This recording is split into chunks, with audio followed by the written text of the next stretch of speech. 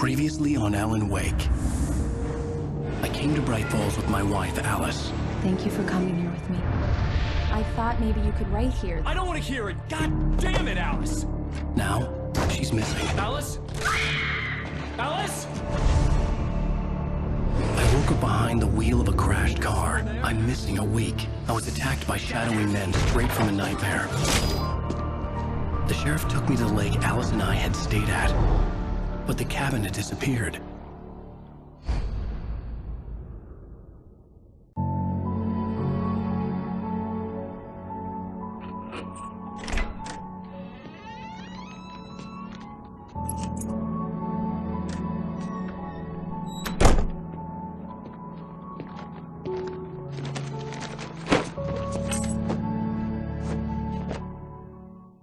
Honey, I'm home. Back here, sweetie. How was it? Worst weather I've ever seen. You should put some coffee on. It'll warm you up. Hey, handsome. This is gonna be a long night, but these shots are turning out great. I guess you're gonna need that coffee then. I'll go put it on.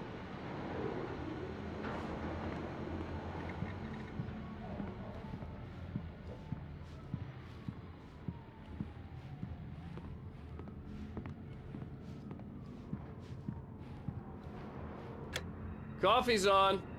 Great, thanks. I'll need it if I'm gonna finish this by tomorrow.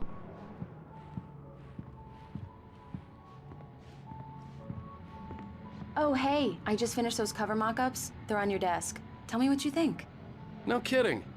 I didn't think you'd get them done this quickly.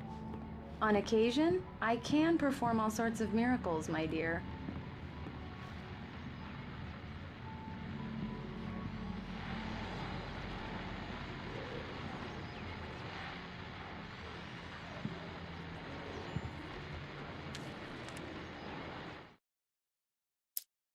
It's true what they say about the fall and the sudden stop at the end.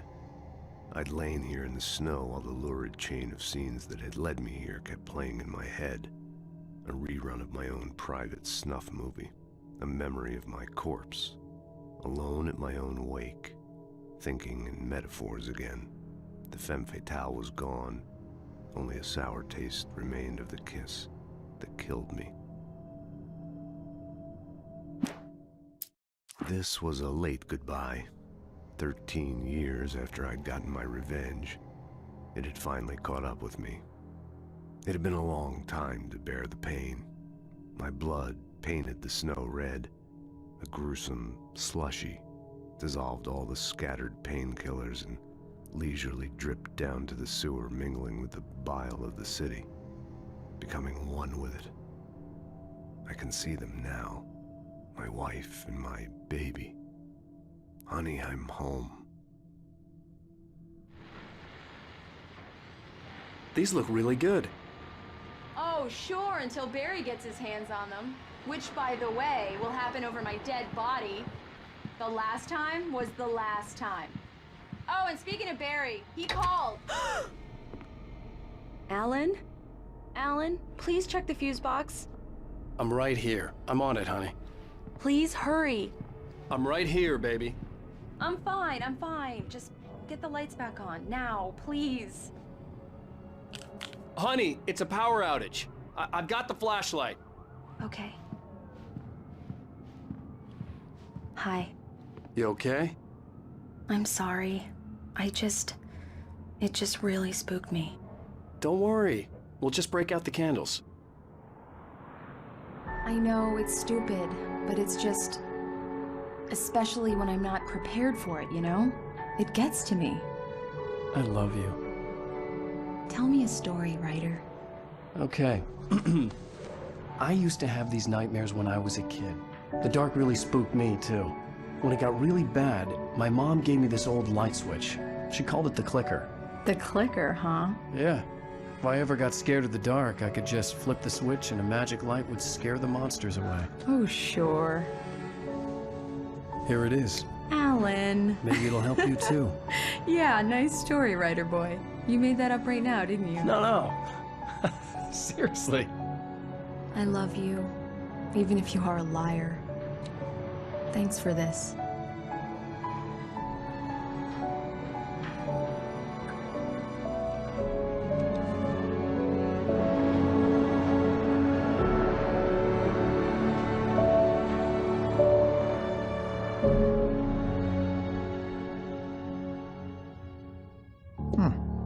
do you feel, Mr. Wake? Any nausea, disorientation, anything like that? Mr. Wake, how are you feeling? I'm okay. My head's fine. I had to lie about my headache and memory loss. He'd send me to a hospital for tests. I couldn't leave without Alice. Very well. I don't think you have a concussion, but you've obviously been through quite a shock. You should take it easy for a couple of days. Thanks. Well then, Mr. Wake, we're done here. If the pain gets any worse or you experience any other symptoms, you should come see me. I'll let you get on with it then. Sarah, Sheriff Breaker, is waiting for you. She's very good at her job. I'm sure she can locate your wife in no time. Doc Nelson was the image of a small-town doctor. Sheriff Breaker had called him to the station to take a look at the cut in my head. I'm sorry you had to cut your morning fishing short for this, Doc. Oh, she's a beauty, ain't she? Not the biggest I ever caught, if you can believe that coming from an old fisherman like me, but she's right up there. Now, she's a largemouth bass, which is what you're after if you prefer a lure. Now, if you want either trout or salmon, on the other hand, then it's fly fishing for you. You a fishing man, Mr. Wake? Oh, doesn't really matter, I suppose. But it can be very relaxing out there. You can't get me off the water this time of year. Closest thing to heaven. I'll take your word for it, Doc.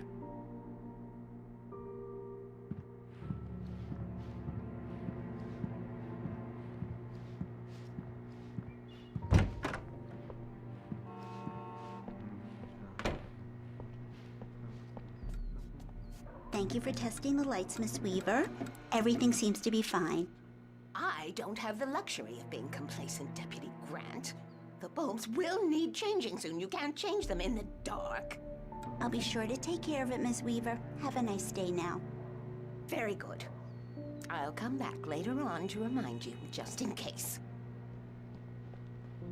Mr. Wake, the sheriff is waiting for you in her office down the corridor. That was Cynthia Weaver. I guess you can call her the town eccentric. She used to be the editor of the local newspaper, but she's focused on, other things these days. She'd fit right in where I come from. As you can see, she's a little obsessed with maintaining the light bulbs of the whole town, refuses to step on shadows, things like that. Back in her day, she wrote about all sorts of weird things in the paper. Bright Falls has a colorful history. Of course, what small town hasn't?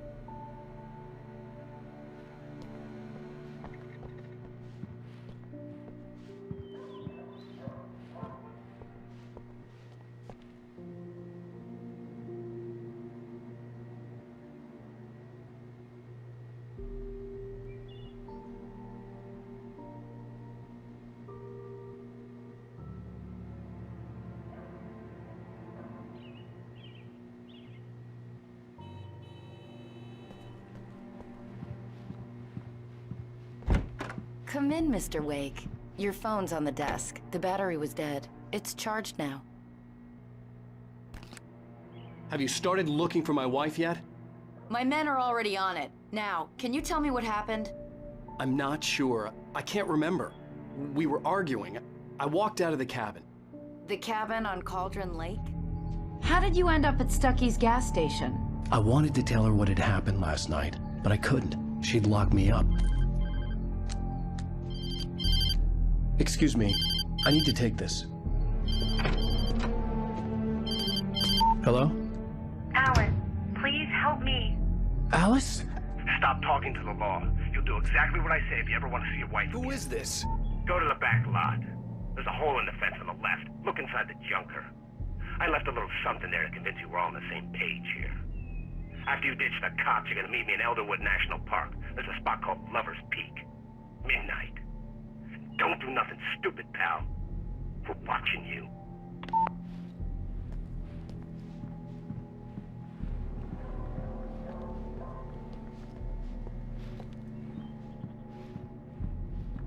Mr. Wake, can I help you with anything? I need to get some air. The sheriff said I could go out back. Of course, Mr. Wake. You can get there through the cell corridor.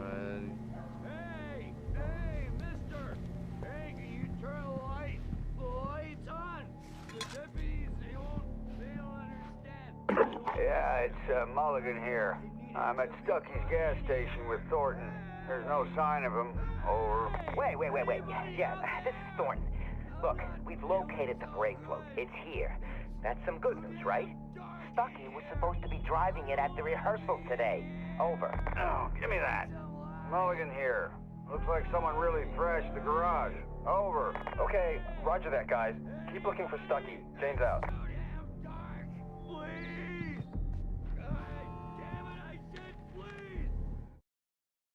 Alice looked through the viewfinder, lining up the shot. Cauldron Lake was breathtaking. Something caught her eye. A figure standing in the shadows behind the cabin, like a thin woman in a black dress. She lowered the camera and looked again. No one there. Just a collection of bushes that looked vaguely human-shaped. She shook her head and laughed.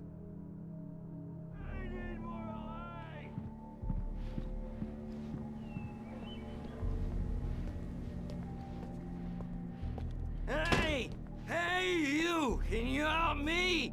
Can you turn the lights on?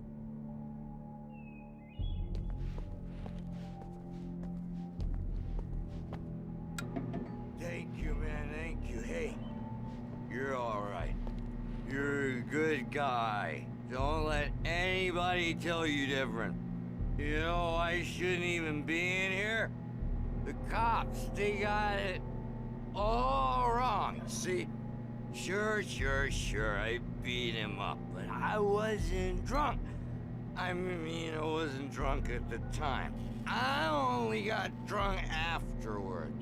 Okay, listen, you gotta listen carefully now.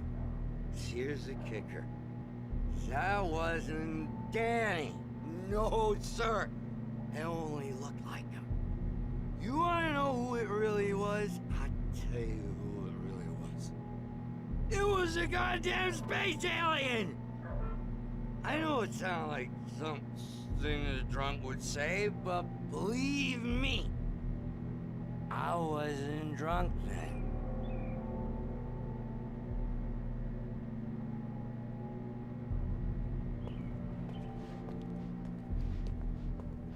I told him, I don't hear. In spite of its human mask, to describe the dark presence as intelligent would have implied human qualities on something decidedly inhuman. Nonetheless, it found the one spot in the diner that was dark enough. Some light spilled into the corridor, ravaging it. But it took the pain. Horrible as it was, the writer would soon fix that. He would be coming to the one place where it still had power. Where on your feet?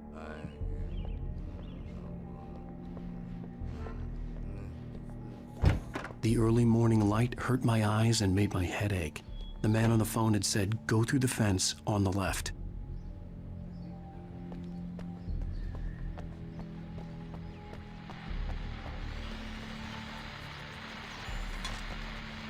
Well, folks, it's been another long night, and it's about time for me to sign off for a while. God knows I need my beauty sleep. Just one more item before I go. It's been a busy night for the Sheriff's Department. We've had a few broken windows, even a report of shots fired on Main Street. Deputies Mulligan and Thornton had to deal with two intoxicated young men who were celebrating the completion of their Deerfest float. Now, folks, we get this every year. I know it's exciting, the big day's almost here, but let's save it for the party and leave the gunplay for the shooting competition, huh? There's no point in getting all worked up yet.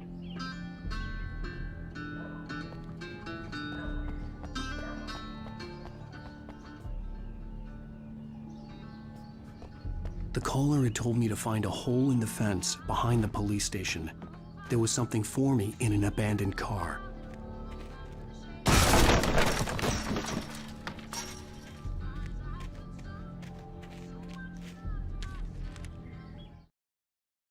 The kidnapper fired his gun one last time, and the shadow vanished into the darkness it had come from. See?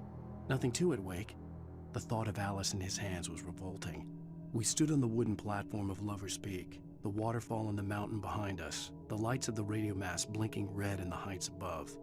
I fought with the urge to take a swing, force myself to speak. Let's cut the act now. Where's my wife?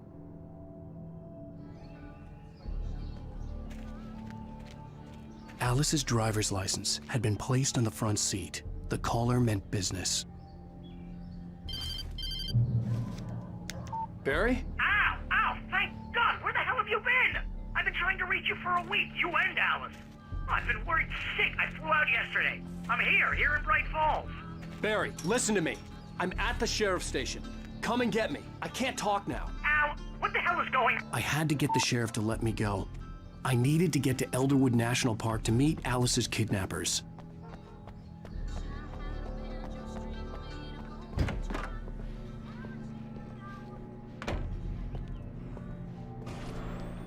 A writer is a light that reveals the world of his story from darkness, shapes it from nothingness.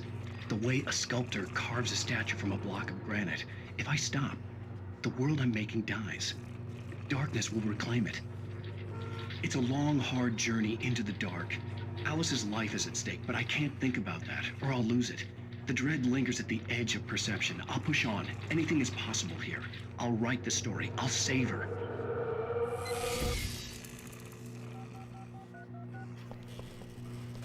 Marvelous, Sarah. I just wanted to settle all the damage the Anderson brothers might have inadvertently caused on their recent and regrettable little outing. They are not accountable for their actions, of course. I can assure you that my staff has been reprimanded. Tor and Odin never caused any trouble to anyone when they were still living at their farm. Indeed.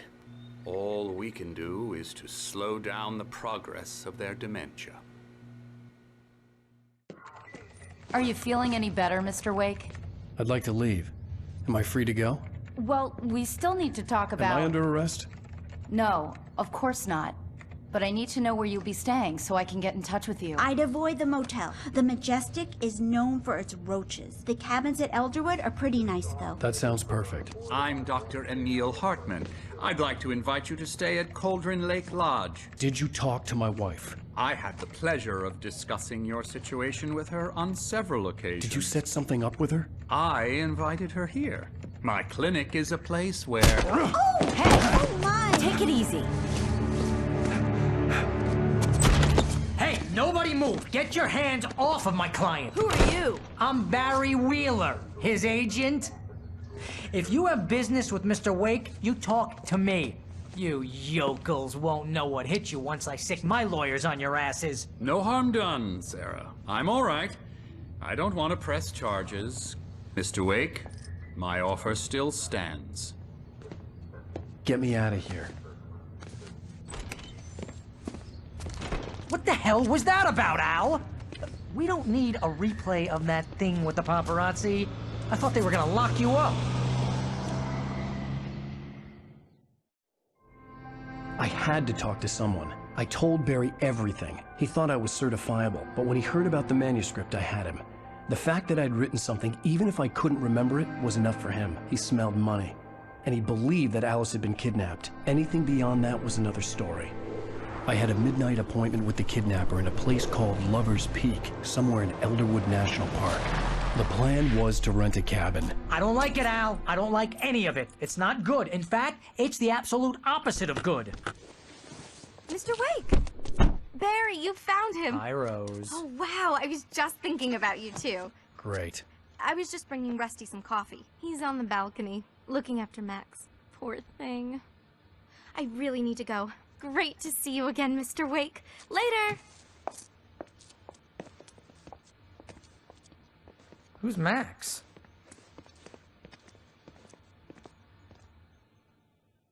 What an airhead. Jeez, Mr. Takes a swing at everybody.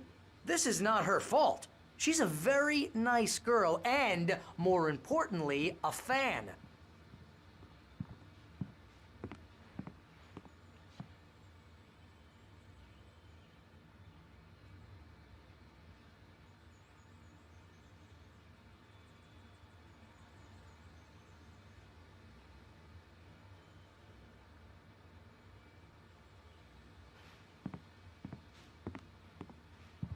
Seriously, Al, what you were saying in the car?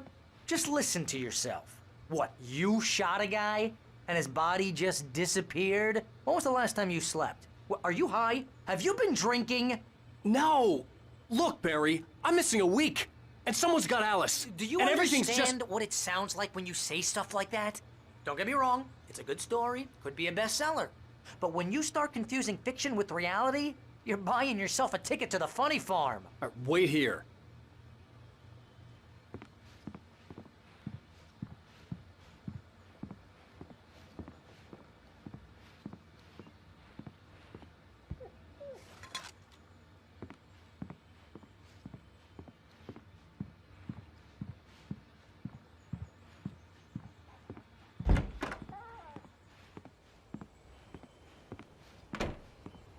Easy there, boy.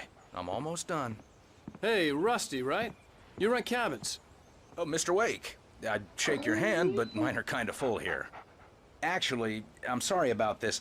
Would you mind grabbing the registration form from the desk? It's just across from Bucktooth Charlie. Okay, sure. What happened? Crazy poachers. Max here got his foot caught in a trap. They're illegal to use here. Hell, you're not supposed to hunt within the park at all. But that doesn't stop some lowlifes. Well, at least Max is gonna be okay. He got lucky. Max is still groggy from the shot I gave him, and I'd rather not leave him alone just yet. The form's on the desk across from the mammoth skeleton.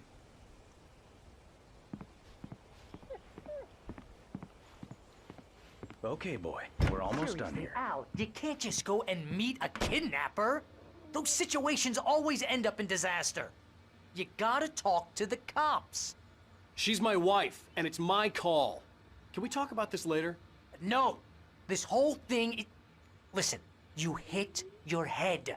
I mean, geez, Al, come on. You gotta understand how crazy all this sounds. If you're trying to pull a joke on me, freak me out, it's working. Ha ha, let's have a laugh on Barry. Well, you had me going there real funny, Al. You can quit it now.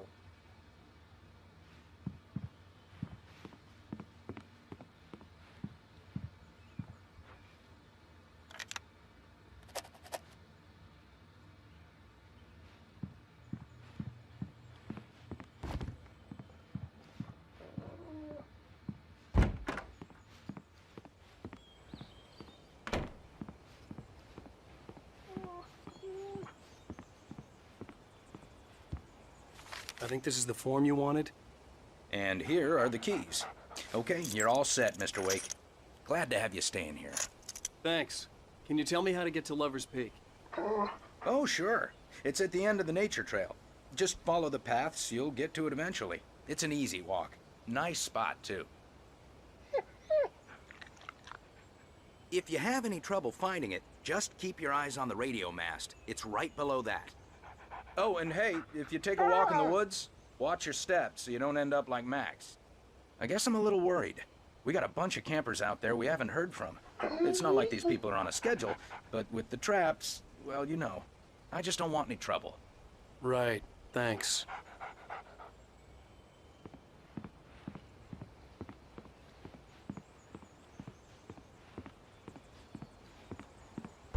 Look, Al, you're asking me to believe that you shot a dude who went poof into thin air, a guy who was bulletproof until you pointed a flashlight at him.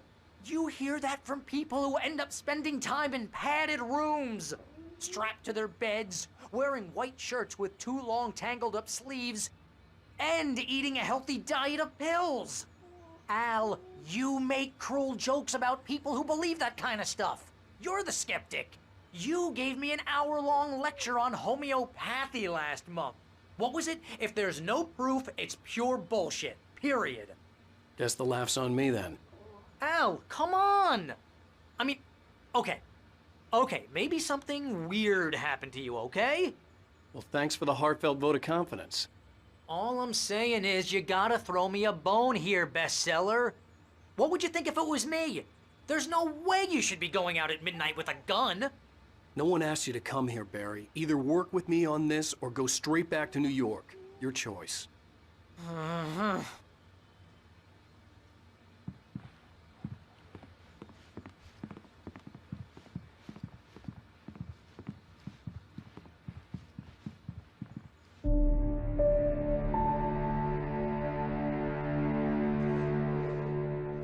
That's just crazy talk, Al.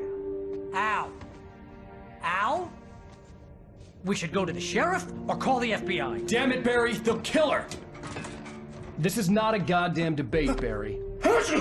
I'm going to Lover's Peak. He said to come alone. Okay then. I understand. But you're my best friend, and I'm worried that you're not right in the head. Tell me what to do to help, and I'll do it. You stay here, and if I'm not back by morning, call the cavalry.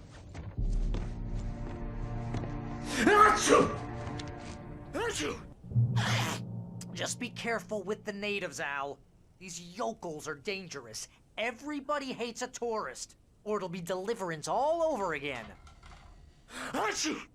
Bless you. Oh, this place is trying to kill me. I'll bet there's mold in here, spores, poison ivy, God knows what. This is so not worth a 15% commission.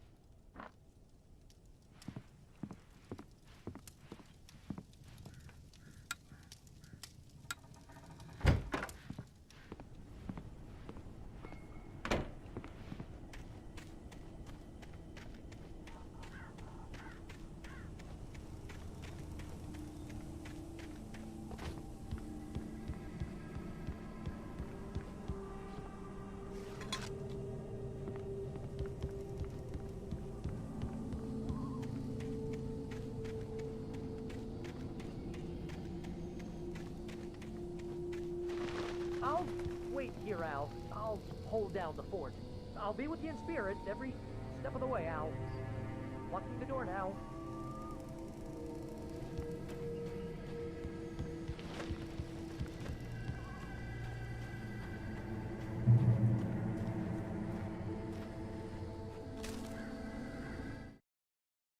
Barry had never gotten along with Alice, but he knew Alan loved her with an almost frightening intensity. And now something had happened to Alice. And here was Al armed with a gun and saying things people got put in padded cells for. It was as if his friend had experienced a massive psychotic episode and was now totally disconnected from reality. It scared the shit out of Barry.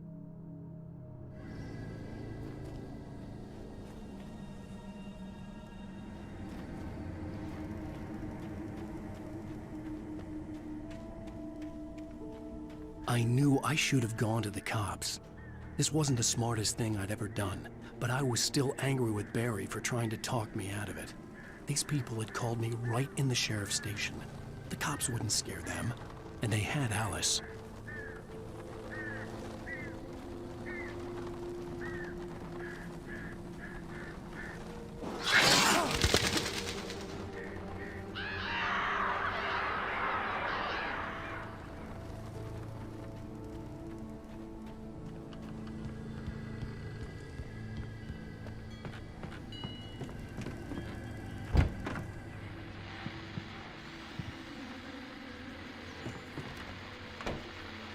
Welcome back to the show, folks. As promised, our very own Dr. Nelson has just parked his rear end in the studio. Doc, what's your Deerfest plan like?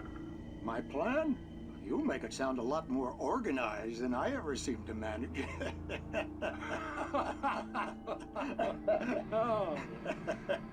No plan, really, just taking the atmosphere. I'm getting a little too rickety to do much more than that, you know. Oh, tell me about it. No sack race for us older gentlemen, huh? Yes, exactly, Pat. But I'm gonna check out the parade, of course. And I'll be one of the pie contest judges, too. Well, that takes a different kind of constitution. Oh, yeah, it's my kind of exercise. Now, Doc, seriously, you're in pretty good shape, though. You're the outdoors type. I know for a fact you're an avid fisherman. That's right.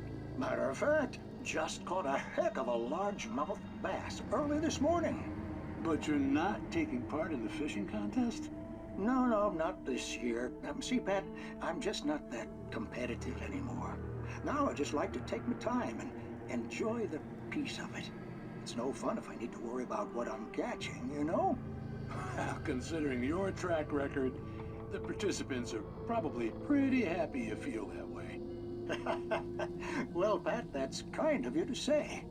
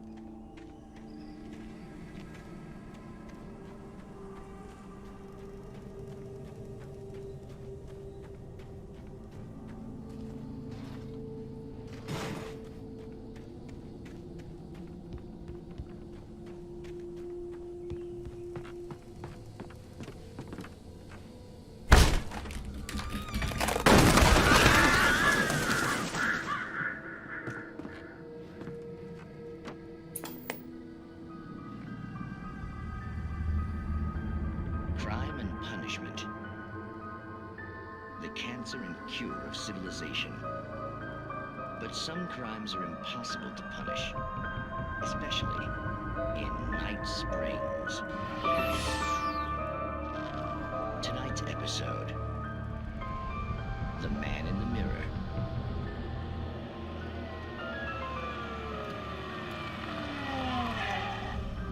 He's inside, Agent. He's a weird one. So, you're confessing to killing that guy, huh? Why? Had it coming? Yeah, but why would you do that? I mean, you're a nice guy. Normal. Took a kid to a soccer game. So how come at the game, you pick a guy and, quoting from the arresting officer's report here, assault the victim's head area repeatedly with the weapon of choice being a pair of bare fists? Wow, that sentence really flows, huh? Maybe you're not the literary type. Okay, so you mess him up. But why? Who was that guy? We couldn't ID him. Why would a guy like you do him like that? I didn't like his face? Well, you must have hated it, because you really went to town there. I mean, there's no way to tell what he looked like. No ID on him either. That must be difficult. But then we ran the fingerprints. Got a match. Your prints. Identical. Huh, how about that? Your son said you were wearing a white shirt when you took him to the game. The white shirt is on the dead guy. It's plenty red now. You won't get away with this. Do you really think that's in any way relevant to me? I had plenty of time to talk to my boy before the cops arrived, you know? He won't stop screaming, am I right? You think he's ever gonna be okay? I left my mark. Believe me. You bastard. What? You gonna shoot me? What's the point? I'm going to prison. You got me. I don't understand any of this. And you never will. Don't worry. Maybe you'll see me again, Agent. Maybe in the mirror.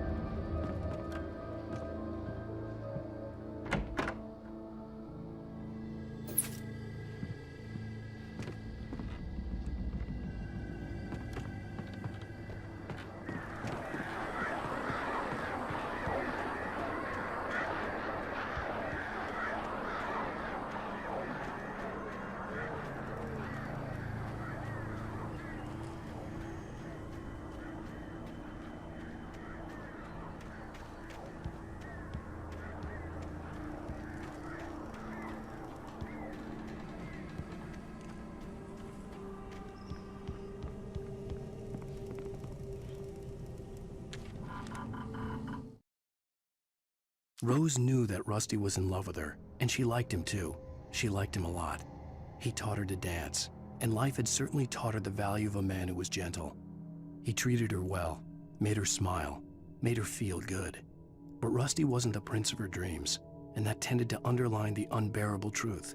She was no closer to that Hollywood magic than he was.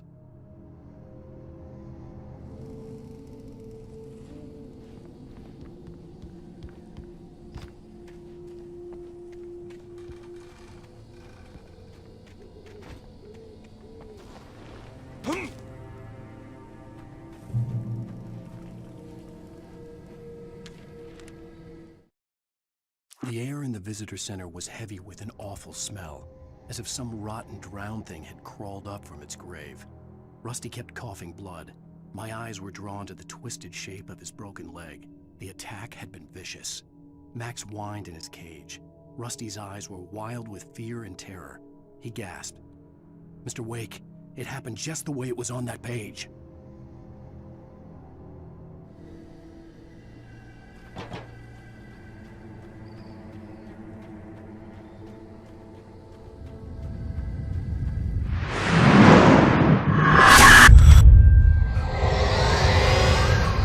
The vision left me weak. This was no head injury.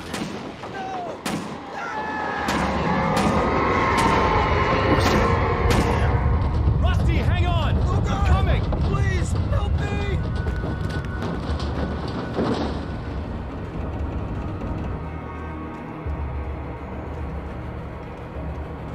Anybody? Help me! Help me!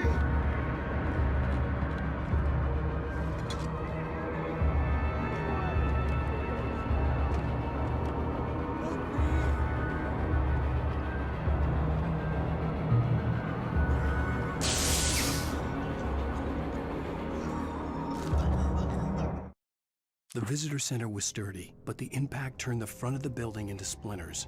Rusty was thrown across the lobby like a rag doll and hit the far wall hard. It didn't hurt until he tried to move and saw his leg bend the wrong way, felt the broken ribs stabbing him on the inside.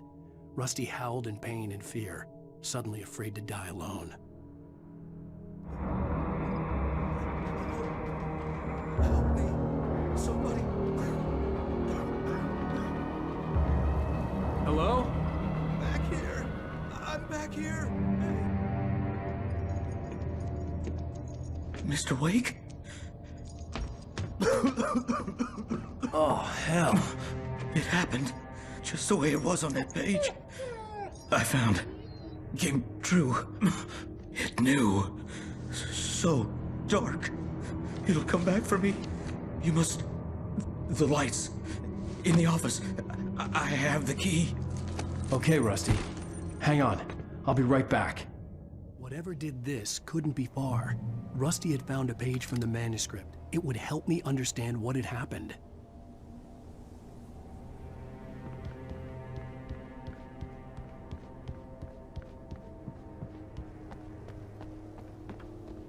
The only way to make sure that Rusty was safe was to get the power running and the lights back on.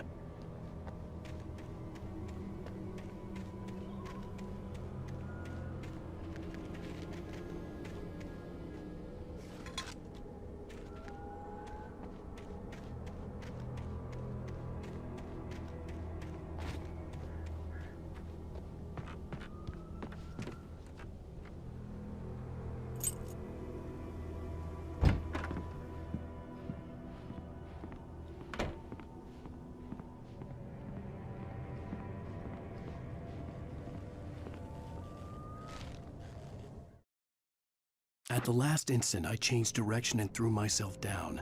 The axe splintered the trunk of a tree. I stumbled into the pool of bright light. My lungs burned. I was too exhausted to move.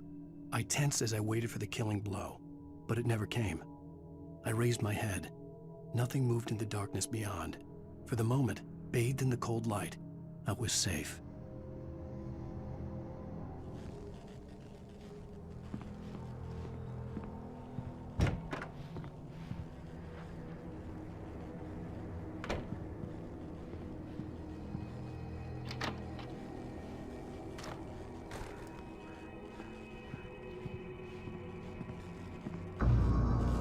I was too late. Someone had destroyed the circuit breaker. There was no way to get the lights back on.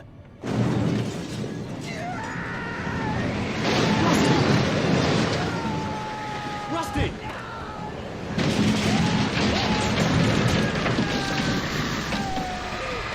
The ground was covered with oily patches that looked like liquid darkness.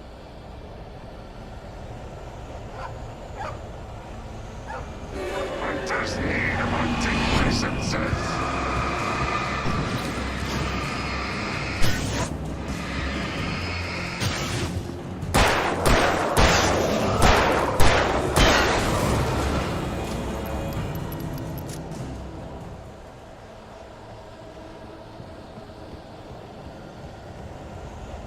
Something had torn a mammoth-sized hole in the wall.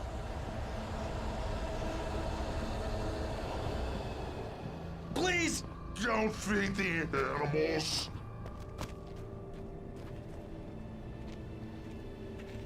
Fishing is only permitted for those prisoners who purchase a park fishing license.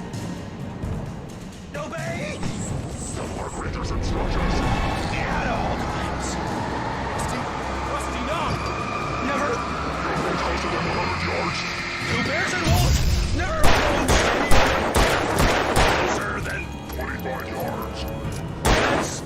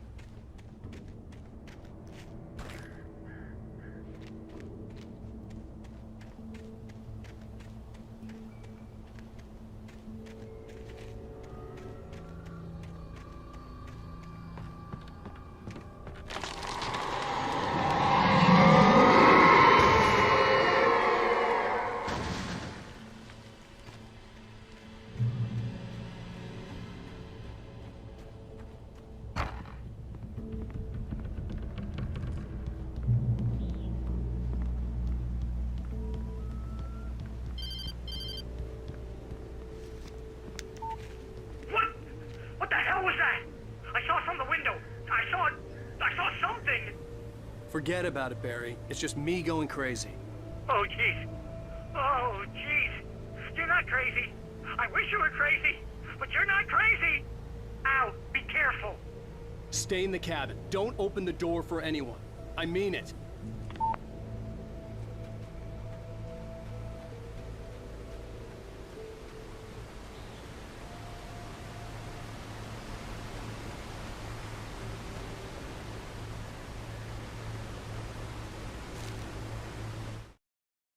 In that last instant of consciousness, Rusty thought about Rose. He was older than she was. Rose was barely out of her teens, but she made him feel young and forget what a train wreck his long-dead marriage had been. He still wore the ring.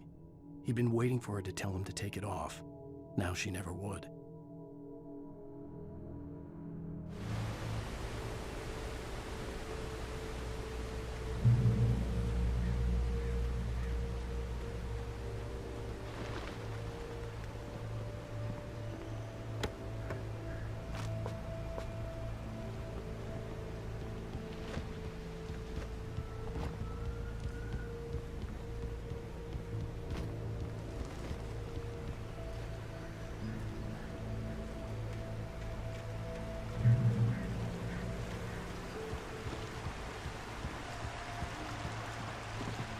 Lover's Peak was at the far end of the nature trail.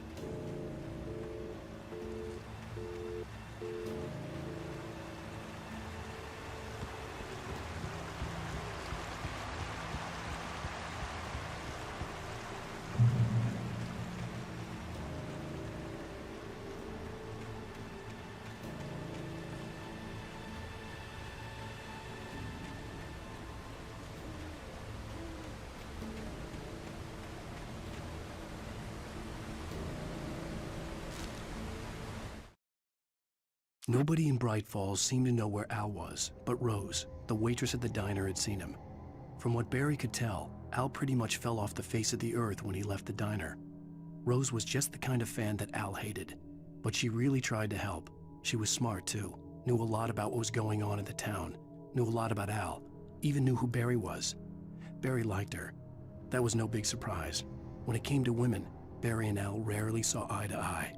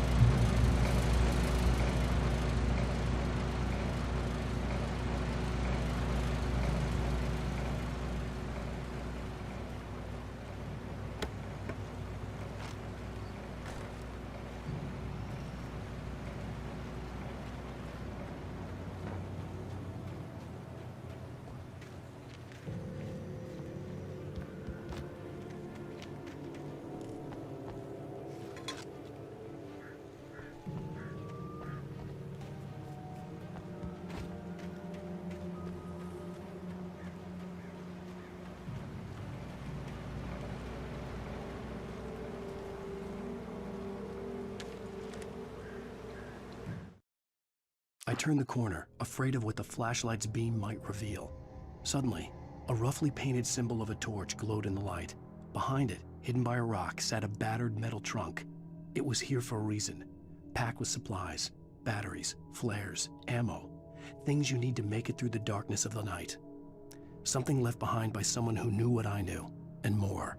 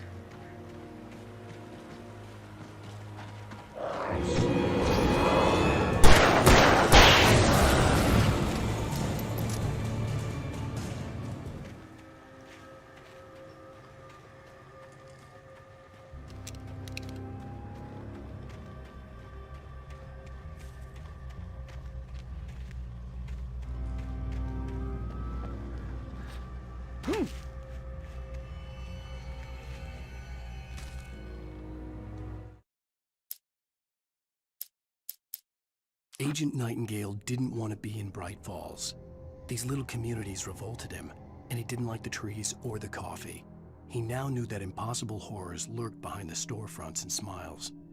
He desperately wanted to turn the car around and just drive until he passed out or ran out of road and booze. But he had a job to do. He had a rider to catch, at any cost.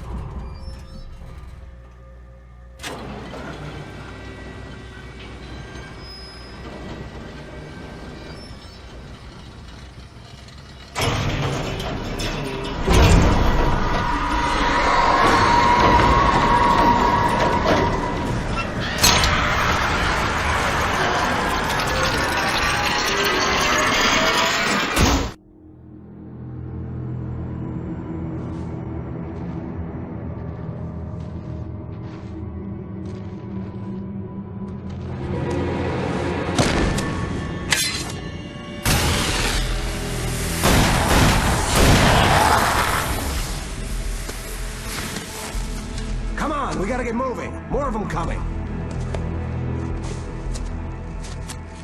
That flashlight's kid stuff. The flares will keep the bastards away.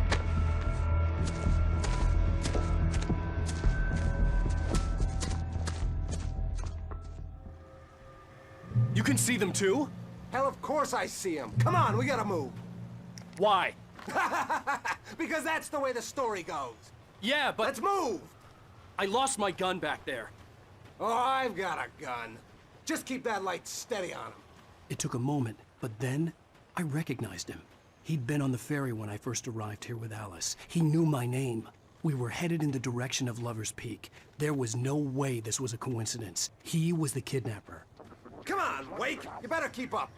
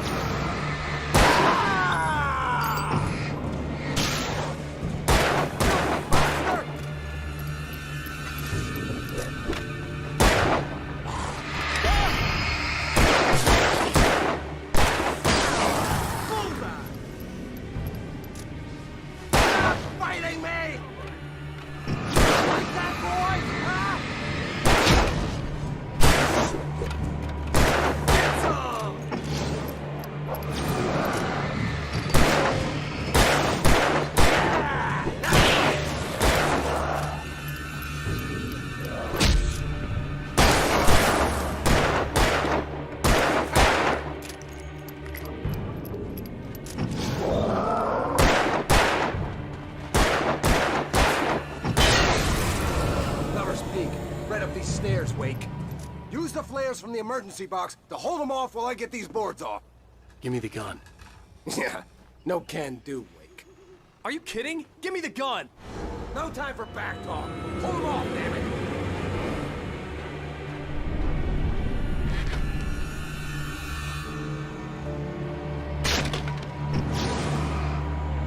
Just a little longer. Scare them off.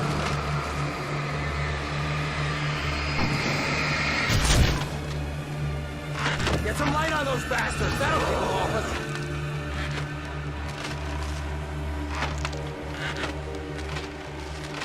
Just a little longer. I almost got it. Okay, it's open. Move it or lose it.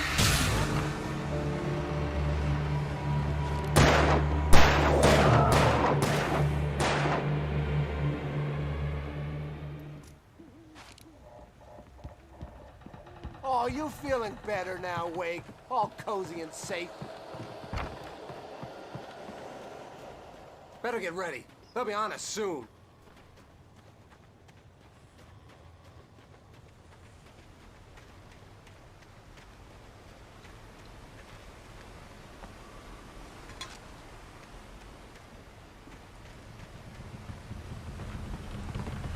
This is it, Wake.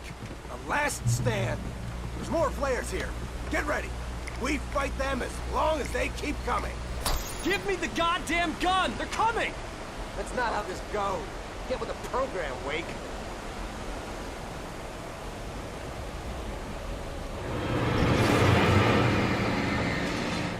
Bring it!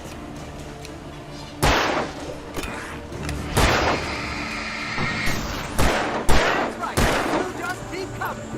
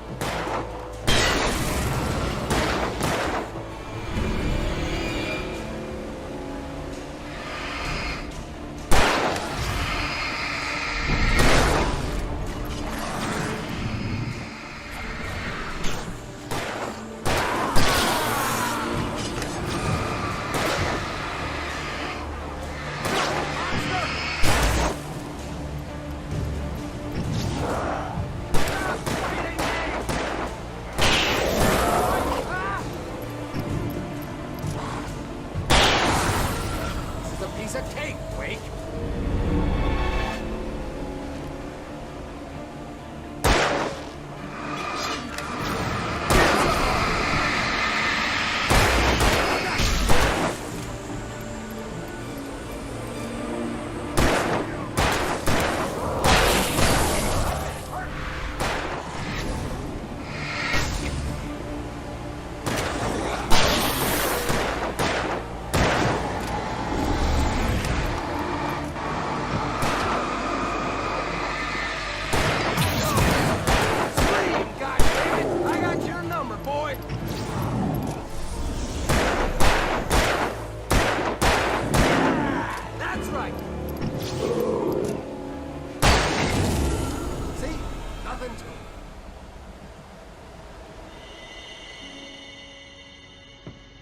Let's cut the act now.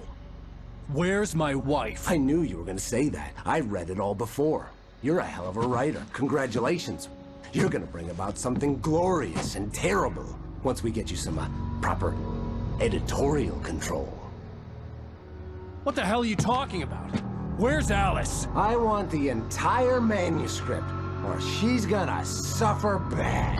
You touch her mouth.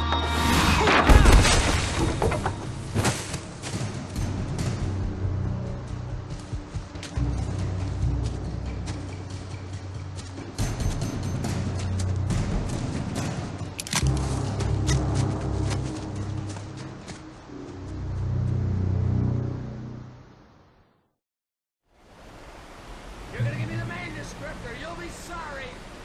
No! Come back here! I swear I'll kill you if you hurt Alice! Do you hear me? Come back here! He had Alice, and he wanted the manuscript because he thought it held some magical power. But I had no manuscript to give him. I had to get back to Barry and figure out my next move.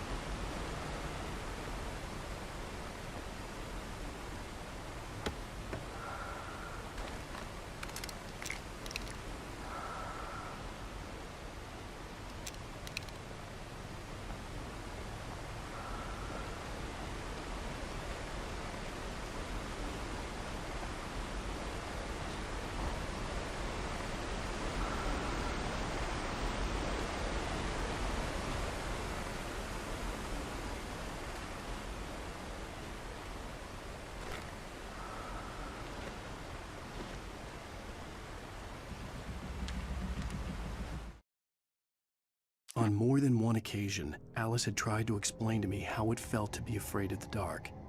To her, darkness wasn't simply the absence of light, but something more tangible than that. It was something you could touch and feel. Worse than that, it was something with a mind of its own, something malicious and malign. For her, things changed when they were wrapped in darkness. They turned into something else, something foreign, and nothing was safe or innocent anymore. I'd never really understood what she meant, until now.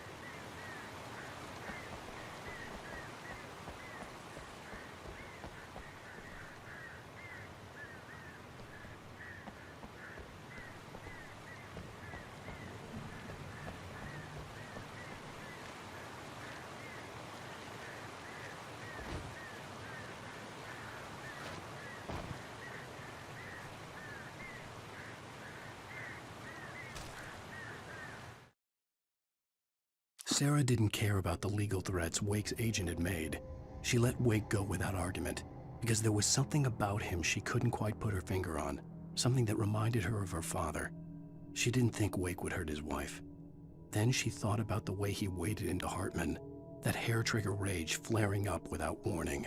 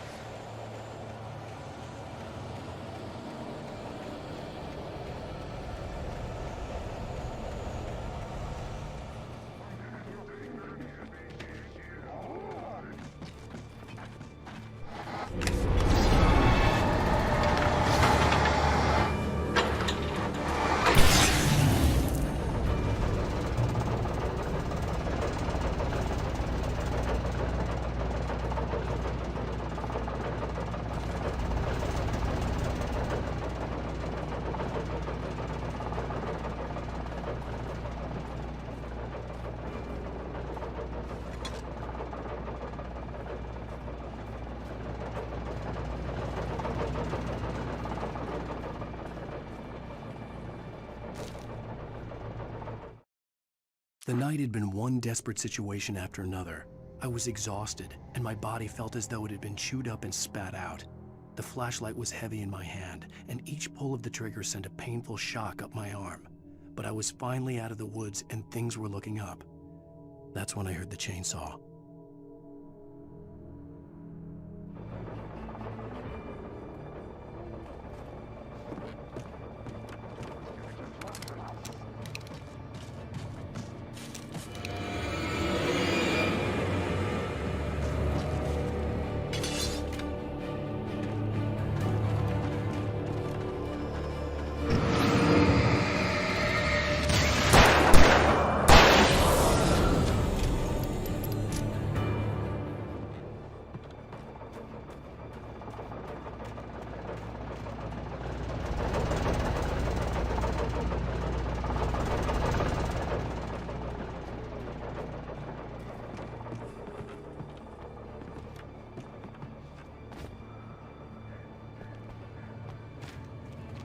I had heard the plane fall. It made no sense. It was clear that it had just fallen here. It was very old and obviously hadn't flown in decades. Looking at it sent a shiver down my spine.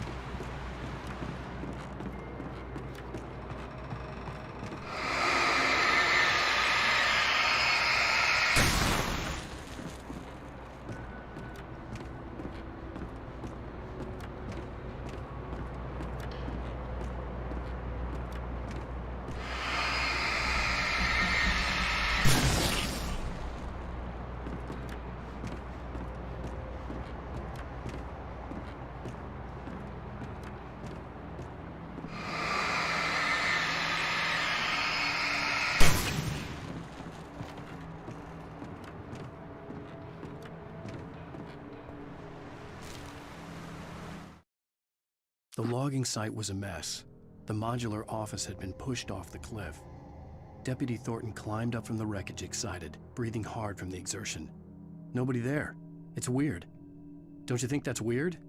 Bored, Mulligan let out a mighty snort.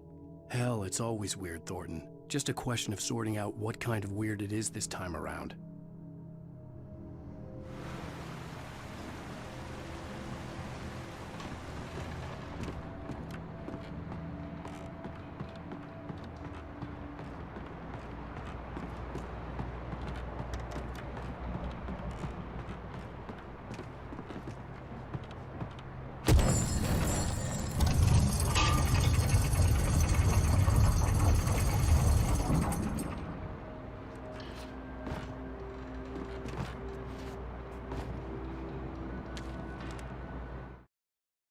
When Barry saw the darkness attack the visitor center, it made him a believer. The men Al said he'd shot, they hadn't been just locals on crank. Somehow the world had changed, like the channel had been switched without warning. You think you're watching a sitcom, and you're really watching a horror show. When the birds started attacking the cabin, Barry wasn't surprised, just terrified.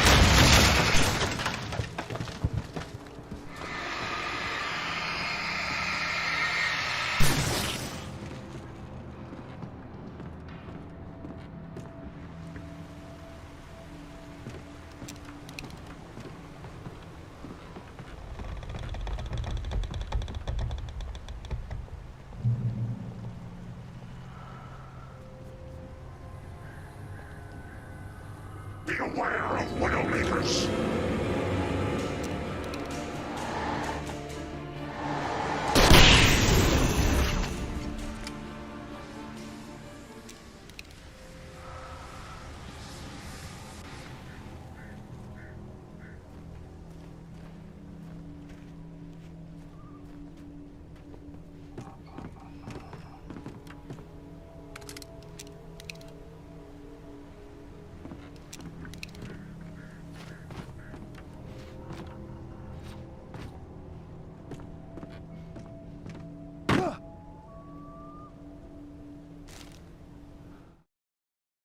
Shadows stirred and the wind picked up as I ran through the forest. I felt the dark presence turning its gaze toward me. Then the moonlight was blotted out by dark shadows that raced violently across the ground, moving too swiftly to be natural. Darkness gathered between the trees and melted again to reveal the Taken. No natural path had brought them here.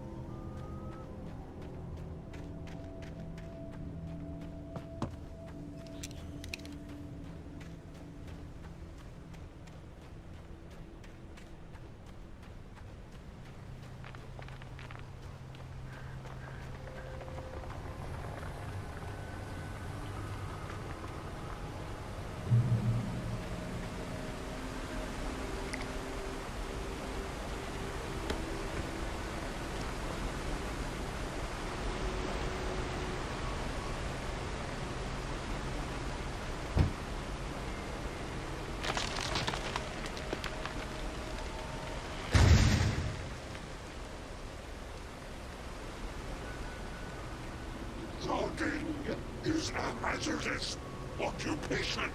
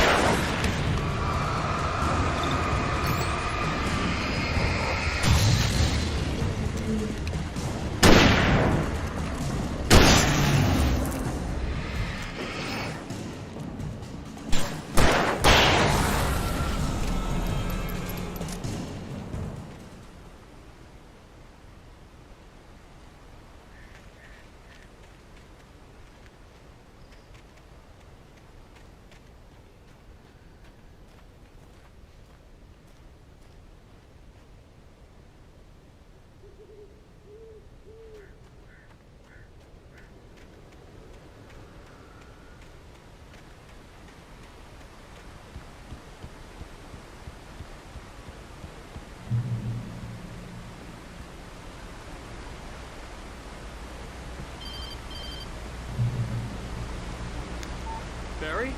Ow! The porch is covered with birds. They've got old Hitchcock on me. Stay out of sight. I'm on my way. Don't open the door. What, am I crazy? Stay hidden. I'll be there soon. Just make sure you keep the lights on.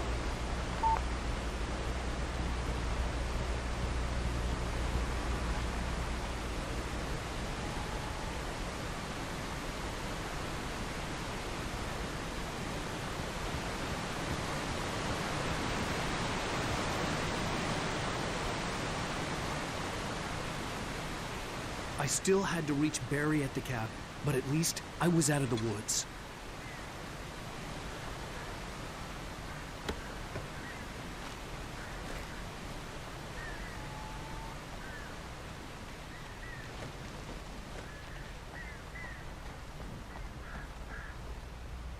I'd have to get the car from the locked garage.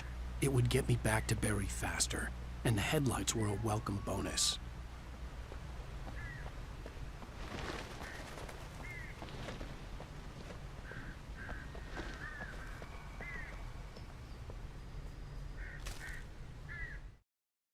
The FBI agent's command froze me in place.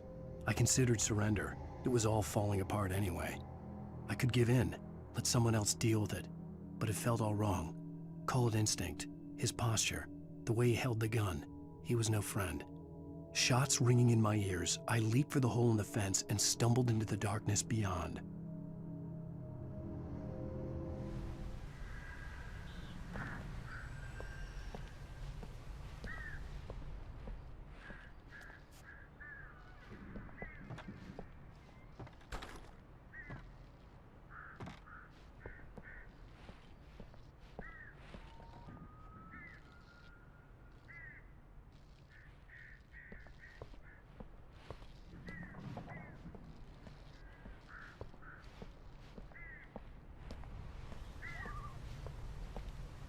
I had to find the key to the garage.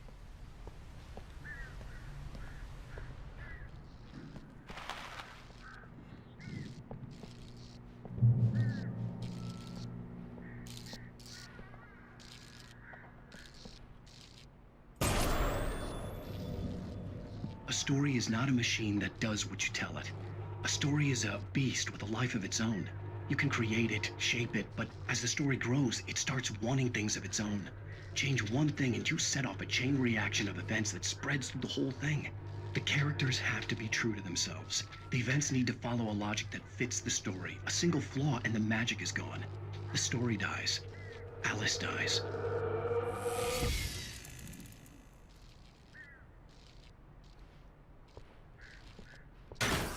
You can learn about nature and yourself.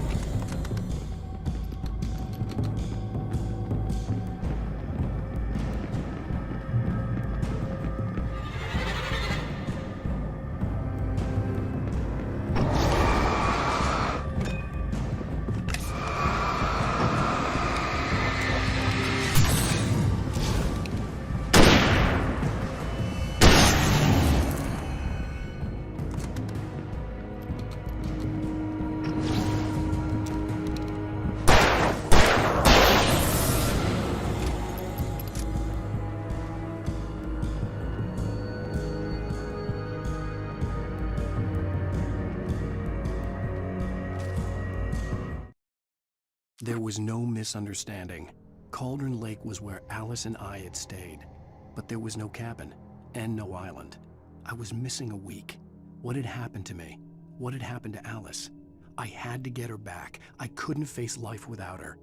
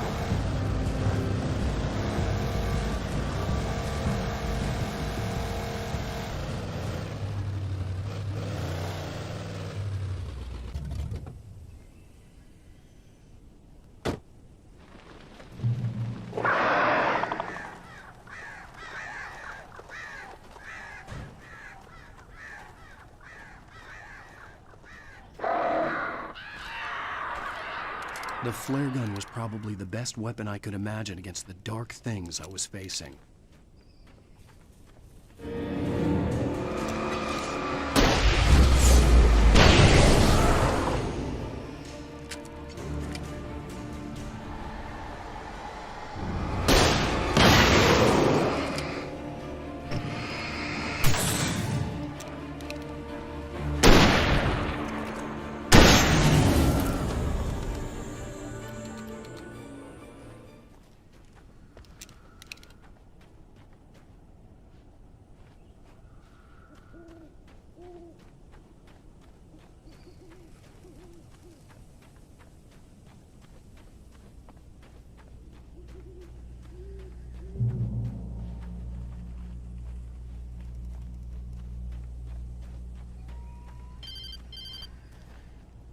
It was the kidnapper. You son of a bitch! Where's my wife? Enough horseplay, Wake. You deliver the manuscript, and you can have your woman back. Simple as that. I don't... Listen. I'm gonna need time to finish it. I still need to write the ending. I need a week. It's not done? I need a week. 2 days. The old Bright Falls coal mine is nearby. You can find it easy, city boy. The main building, there at noon. You bring the manuscript, you'll get your wife. If not, well, get me? Yes, I get you.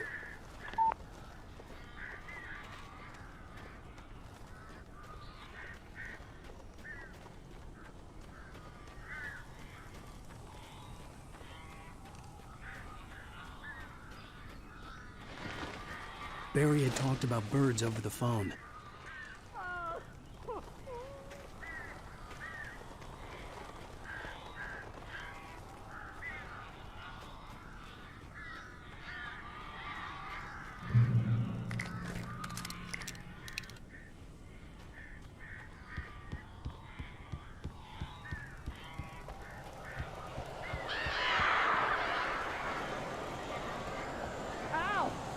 I am so glad you're here. A couple of them got in here before I blocked the chimney. This isn't normal. These birds are weird.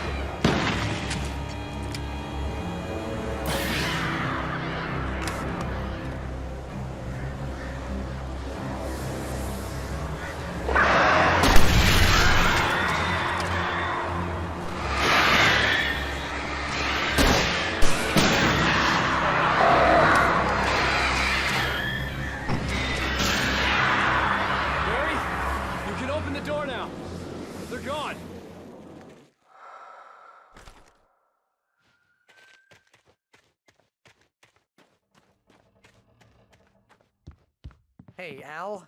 I'm sorry for thinking you were having a psychotic episode, man. I sent Barry to the town to ask around about a man fitting the kidnapper's description. He'd go through the archives of the local paper. Perhaps he could learn something. Anything about the island and the cabin that had disappeared. The man wanted a manuscript. I had to try to write him one to get Alice back.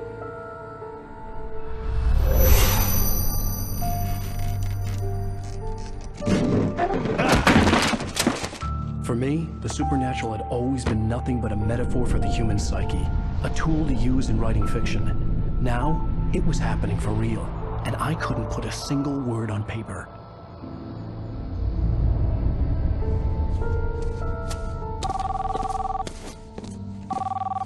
Barry Wheeler speaking. This is Rose. Rose? I found Mr. Wake's pages. Oh, you sweet, brilliant girl. Could you and Mr. Wake come get them? I live in the trailer park outside the town. We'll be there in less than an hour. Bye now. See you soon.